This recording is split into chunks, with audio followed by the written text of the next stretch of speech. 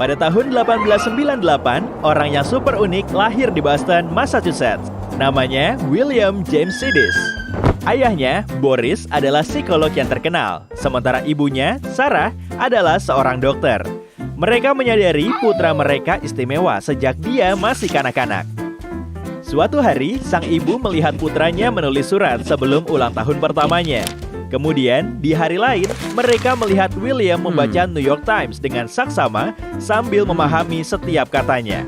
Hal ini mungkin biasa saja, tapi usia William belum genap 2 tahun saat itu. Pasangan ini pun sadar bahwa putra mereka jenius. Mereka menghabiskan tabungan keluarga untuk membeli buku, peta, buku teks, dan kamus untuk mendukung putra mereka mencari wawasan baru. Saat William berusia 4 tahun, dia membaca teks asli literatur Homer. Saat berusia 6 tahun, dia mempelajari karya-karya Aristoteles. Pada usia 6 tahun juga, dia sudah merampungkan buku keempatnya. Salah satu buku ini bertemakan anatomi. Pada usia 8 tahun, William bicara dan menulis dengan fasih dalam bahasa Inggris, Latin, Perancis, Rusia, Ibrani, Turki, dan Armenia. Ini belum cukup baginya, dan dia membuat bahasa uniknya sendiri. Orang tuanya agak terkejut melihat kemampuan putra mereka. Mereka menyadari dia terlalu cerdas untuk sekolah biasa. Dia lebih pintar daripada semua guru dan siswa di sana. Pada usia 9 tahun, William dengan mudah menjawab semua ujian dan diterima di Harvard. Tapi sekolah itu tak mengizinkannya karena dia masih terlalu muda. Jadi, selama 2 tahun berikutnya, dia terus belajar di sekolah lamanya sampai bosan. Dia tidak berhenti menulis buku. Dia selesai menggarap sebuah novel, beberapa puisi dalam bahasa Prancis, dan susunan utopia yang luar biasa. Inilah yang membedakan William dari anak berbakat lainnya. Seorang pemuda jenius biasanya cuma belajar salah satu ilmu pengetahuan. Tapi pahlawan kita ini tertarik dan berhasil dalam beragam bidang pengetahuan. Matematika, astronomi, bahasa, politik, biologi, filsafat, dan masih banyak lagi. Akhirnya, William menginjak usia 11 tahun dan diizinkan belajar di Harvard. Semua mahasiswa dan dosen terkejut melihat siswa semuda William. Tapi yang paling penting, mereka terkejut dengan luas wawasannya. Beberapa orang mengaguminya, yang lain menganggapnya aneh. William belajar dengan baik di Harvard, melewati semua ujian dengan mudah dan bahkan menjadi pengajar di klub matematika. Topik yang dia bawakan adalah salah satu yang paling sulit dalam matematika, yaitu ruang 4 dimensi.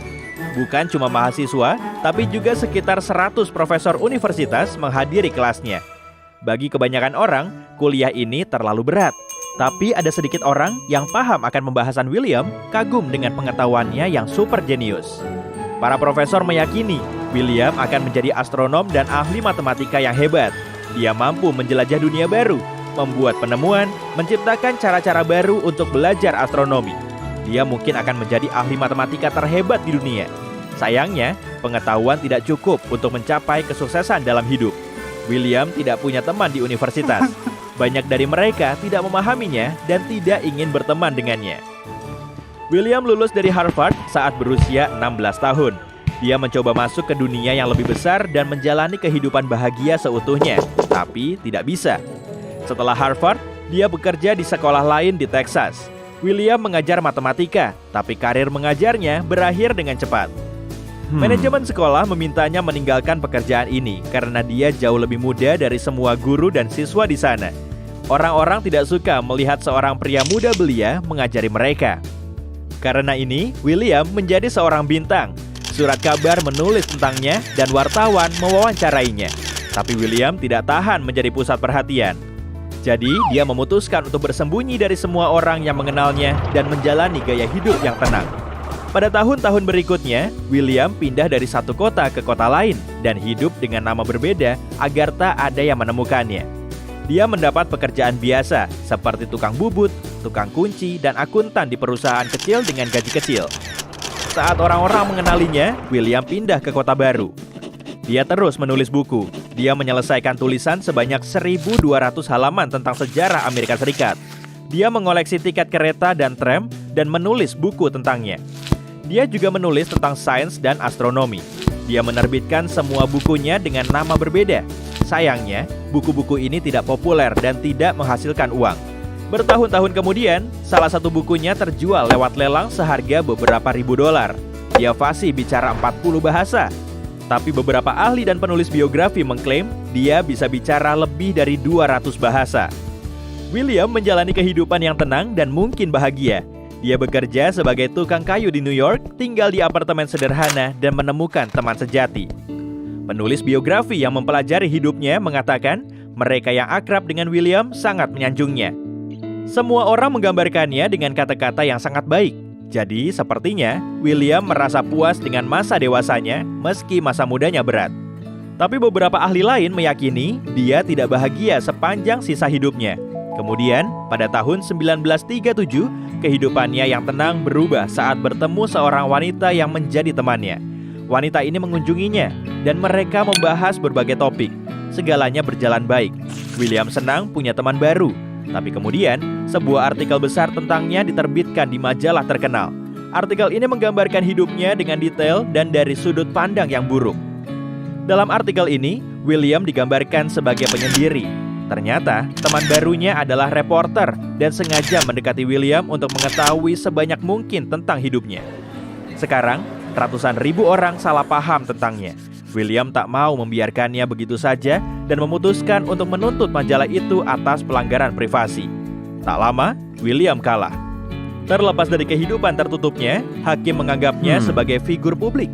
Dan tak salah jika orang banyak tahu soal kehidupan figur publik. Dia meninggalkan rumahnya dan bersembunyi lagi dari orang-orang. Tak ada yang tahu bagaimana kehidupannya selama beberapa tahun berikutnya. Pada tahun 1944, dia meninggal di usia 46 tahun. Dia tidak kaya saat itu dan bekerja sebagai pegawai kantoran. Dia tidak punya uang, tidak punya teman, tidak ada yang tahu bagaimana kondisinya di tahun-tahun terakhirnya. Hampir tidak ada seorang pun yang memahaminya di sepanjang hidupnya.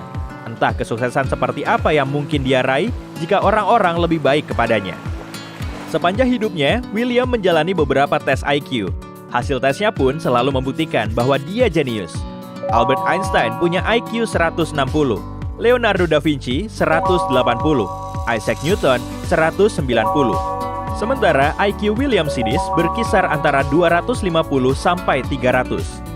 Mungkin dia adalah orang paling cerdas dalam sejarah. Kehidupan banyak orang pintar membuktikan bahwa punya IQ tinggi tidak pernah cukup. Kecerdasan tinggi tidak menjamin kesuksesan. Kita juga wajib punya kecerdasan sosial, yaitu pemahaman untuk berperilaku di depan umum. Bagaimana cara berbicara dengan baik, dan bagaimana cara menyenangkan orang lain. Banyak orang bisa melukis gambar yang sangat indah, tapi tidak tahu cara menampilkannya dengan tepat. Akibatnya, karya seni mereka dapat dianggap norak sepanjang hidupnya. Seorang pemain biola yang tidak bisa menawar bayaran konser tinggi akan berakhir di jalanan seumur hidupnya. Kemampuan untuk menjadi artis dan menjual keterampilanmu juga merupakan bakat yang penting. Banyak orang cerdas adalah penyendiri dan punya kualitas hidup yang buruk karena tidak mampu menyatu dengan sekitarnya. Terkadang orang cerdas paham soal rekayasa genetika, tapi tidak tahu cara berperilaku di pesta. Orang-orang jahat sering memanfaatkan orang pintar untuk tujuan yang egois dan menipu mereka. Di sisi lain, beberapa orang yang tidak begitu pintar atau berwawasan sempit mendapatkan jabatan tinggi, menjadi terkenal dan meraih sukses berkat kecerdasan sosial dan kerja kerasnya.